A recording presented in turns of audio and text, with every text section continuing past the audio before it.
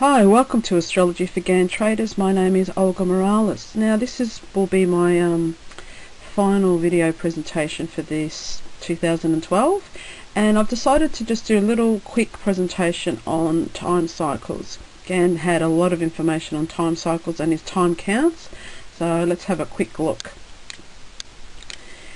Now, in W.D. Gann's forecasting methods involved looking back at the past with time cycles of various lengths. So he had his annual seasonal trends for 1 year, and there are 2 years, 7 years, 10, 20 years, 30, 45, 60, 84, 90 and 100-year cycles. So there's a lot of cycles you can be analysing, and sometimes it's bringing them together that gives you the best results. But behind these cycles are planetary periods of various lengths and also harmonics of their cycles, and the synodic cycles are between two planets through 360 degrees of the zodiac. So we're looking at wheels within wheels.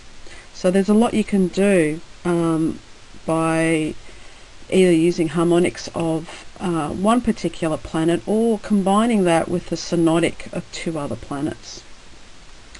This is one of Gann's time cycles that I've used on looking back and using a price slicing tool and overlapping those years or that year to current conditions. So, you know, Gann was doing it. I've got his charts where he was actually creating these his own composites of this particular type of analysis. I can imagine how long it took him to do, but you know, we can do it quickly with software. So this is what we're looking at, time cycles that repeat.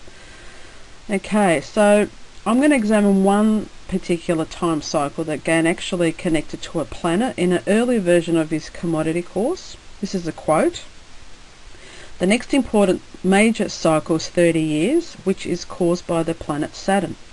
This planet makes one revolution around the Sun every 30 years. Saturn rules the products of the Earth and causes extreme high or low prices in products of the Earth at the end of the 30-year cycle, and this makes stocks high or low." Now Gann rounds it off to 30 years, but the cycle is approximately 29.5 years. Okay, so let's have a look at what do we do? How do we analyse the cycle of Saturn in terms of past trends? Now, for this sort of analysis with longer term cycles, we need, obviously, the more data you have, the better it's going to make in establishing the probability of past trends. And so I do have some data from going back to 1885 on the Dow Jones, and to demonstrate how an astro-analyst will undertake planetary analysis. Now that's giving me 127 years of data, which divided by 30, I'm going to get 4 complete cycles of Saturn. Now Saturn spends approximately 2.5 years in each zodiac sign, and it completes a revolution around the Sun and 12 zodiac signs in 29.5 years. Yes, as I mentioned, Gann rounded up to 30 years. So in my next graph, what I've done is I've overlapped 4 Saturn cycles for the Dow Jones, and you can see the swing highs and lows are aligned with the zodiac signs. If we have a look here, basically this is what it is. It's 4 cycles overlap, so it's a composite of those 4 cycles, and this is created by timing solution software, and it also gives me an overall trend and tries to come up with common points in the cycle. If we look at where I've put this arrow is for when there was a low in March 2009, the current low, and at the time Saturn was exactly at 18 degrees of Virgo. Okay, so what I did, I went back and I had a look at other times it was at that point. It was at that point in August 1891, June 1921, August 1950 and September 1979, and more recently it's the March low. Now they were all lows, and this is a critical degree, 18 degrees of Virgo. Now if you have a look maybe at some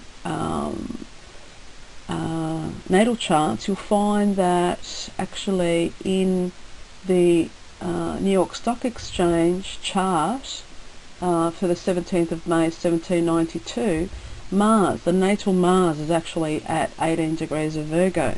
So this is showing you that by transit we're going to have Saturn coming to that natal Mars, and you know, they're known in astrology as the malefic, so they're the hardest planets coming together. So that's interesting. And Saturn connecting to Mars. Mars is a planet of energy and assertion. So bringing Mars to that would stop that energy, have an impact on that energy. So if we convert 30 years to months, we're looking at 360 months. 15 years would equate to 180 months.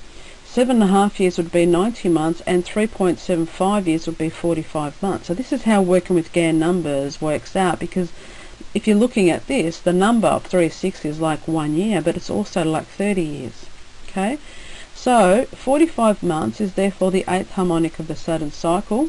Gann tells you to watch 42 to 45 months, where you'll find many culminations. Now, what I can show you here, if you look from the March low of 2009 to the current high in October, that's exactly 42 months. The 45 will be in January 2013, so we've got another bar to go up in here. Okay, so another way of looking at this, I always tend to extend what I do, my analysis, to bring in the planets. So when analysing cycles, you often have to think inside the box, that is a Gann box. Now, Gann explains in his range of fluctuations that you take a range and divide it by 8ths and 1/3, both for time and price. I've gone a little bit into a little bit more deeper and applied the Gann box to a Saturn cycle. Each vertical line represents an 8th harmonic of the cycle, and every blue line represents a 3rd harmonic. The harmonic time cycles are very clear. Now, this is what I'm talking about. If you've never seen a Gann box, this is it. Basically, I've applied this Gann box to a Saturn cycle, and each one of these lines here is actually 45 degrees of the cycle, and this blue line is 120, so that is your trine. This third green line would be 135, so that's a sesquiquadrate.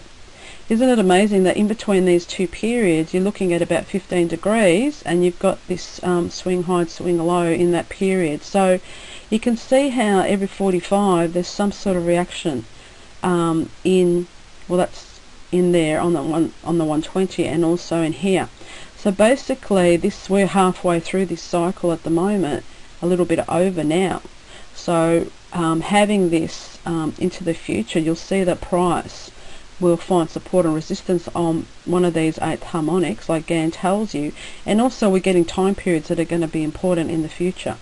This is what makes Gann analysis so amazing, but incorporating planetary cycles obviously is knowing what's behind these cycles makes it even more exciting. Now, this Gann box, if you look at it, if I could see this center point here, which is basically the center of everything, 50% of time and price, that is like, if you imagine me pulling that up, that would be the tip of a pyramid.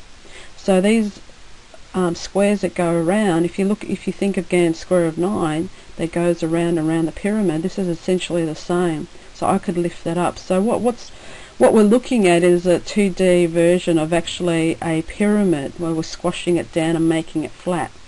So there's a lot of sacred geometry in this this Gann box that is really quite amazing when you start working with it. Okay, well, I hope you enjoyed that presentation, and just to remind you of my upcoming seminars for 2013. First one will be in March 23rd, 24th in Melbourne, and in May 18th to 19th in New York City with Bill Meridian. And if you go to my website, you'll find that the early bird specials for both of those seminars are coming up soon if you want to get in early and save some money. Hopefully I get to meet some of you at that time. Thank you for listening.